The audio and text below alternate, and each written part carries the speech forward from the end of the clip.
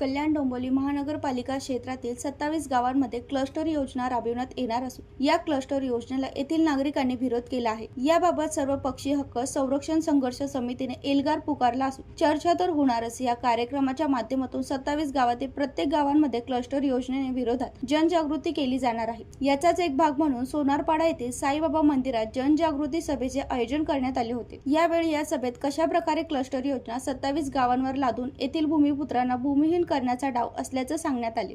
Cluster योजनेचे शासन परिपत्रक आणि नकाशे नागरिकांना दिले असून या अफवा पसरवणाऱ्यांवर उत्तर जनताच देणार आहे। या सभेबाबत चर्चा तर होणारच अशी जाहिरातबाजी 27 गावांमध्ये करण्यात आली होती। चर्चा तर होणारच हा संघर्ष समितीचा नवा अध्याय असून या माध्यमातून प्रत्येक गावातून जनजागृती करणार असल्याचे सुमित वजे यांनी सांगितले।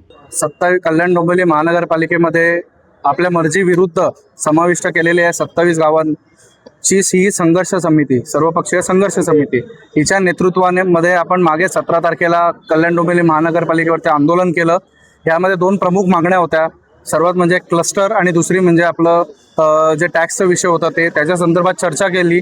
मी जसं बोललो तर त्यांनी आपल्याला आश्वासन दिलं की लवकरात लवकर सर्व लोकप्रतिनिधी आणि सर्वांच्या सोबत ही बैठक घेणार आणि त्याच्यावर तोडगा काढायचा प्रयत्न करणार। आजच्या या सभेचं मेन प्रायोजन असं आहे का 27 गावातील सर्व जनता आणि जनतेचे लोकप्रतिनिधी या सर्वांना आम्ही बोलवलेलं होतं। त्यातील बरेचसे लोकप्रतिनिधी आले देखील इथे आणि त्यांना आम्ही हे सर्व क्लस्टर योजना काय आहे ही त्यांना समजवली, इथल्या जनतेला समजवली। अशी अफवाही चालू होती काही क्लस्टर वगैरे असं काय नाही आहे असं विरोधकांकडनं पसरवायचा प्रयत्न देखील झाला, परंतु आम्ही ते सर्व क्लस्टरचे GR सगळे नकाशे हे जनतेच्या हातातच दिलेले आहेत। तर त्याच्यामुळे आता ह्याच्या पुढे जर असं कुठे कोणी प्रयत्न केला अफवा पसरवायचा तर आता उत्तर जनताच त्यांना देणार। सभेचं नियोजन यासाठी की हे जे क्लस्टरचं भूत जे आलेलं आहे हे पूर्ण गावच्या गाव उद्ध्वस्त होणार आहेत या क्लस्टरमध्ये आणि म्हणून आम्ही त्याविरुद्ध आयुक्तांना निवेदन दिलं, मोर्चाही काढला 17 तारखेला आणि त्या अनुषंगाने आज संपूर्ण गावामध्ये जनजागृती होण्यासाठी ही सभा लावलेली होती आणि सभेतून निष्पन्न असं भरपूर काय होणारच आहे। माझे सहकारी सुमित वजे हे बोलतीलच, परंतु या सर्वांचा मतियार्थ एकच काढायचा आहे की जोपर्यंत 27 गावांची संघर्ष हे स्वतंत्र नगरपालिका महानगरपालिका होत नाही तोपर्यंत आमचा संघर्ष सुरू राहणार आहे। आमची स्वतंत्र महानगरपालिका झाली की क्लस्टरचं भूत आपोआप उडून जाईल, म्हणून आम्ही आमची लढाई शेवटच्या टोकापर्यंत नेऊन लढणार आणि आमचा विजय 100% होणार। तर क्लस्टर हा जो स्लम एरिया त्यासाठी असतो, परंतु सरसकट सर्व गावांवरती त्यांनी क्लस्टर लादलेला आहे। आणि पूर्वी जेव्हा